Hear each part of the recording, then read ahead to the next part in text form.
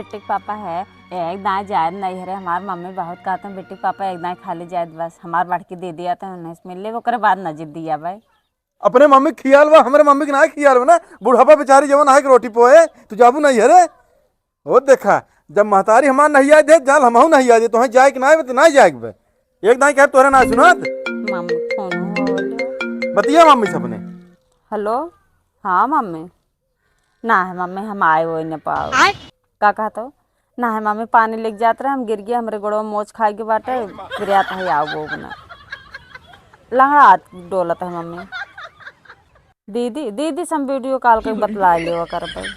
हाँ जब ठीक आ जाए गोड़ ओड़ तब आओ ना ही मम्मी के वो हरकत ना है अम्मा उम्मा सब कहा था जा तो हर जब मन कहा करे तब चली जावा करे तब घूम टहर चली आवा करे ना ही यह गोड़वक नाते ना आवत है और तब करी।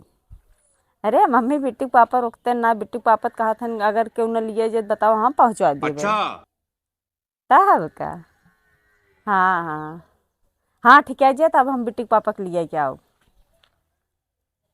का कहता हो ठीक बा मम्मी ठीक बा रखा था। कहो बिट्टी की मम्मी तू अपने मम्मी शिकायत काहे के ना कि बिट्टी के पापा उनकर माई हमें न्याय आवे देता ही। अरे बिट्टी पापा यही नाते ना क्या तू हमरे लगे खड़ा है। बाप रे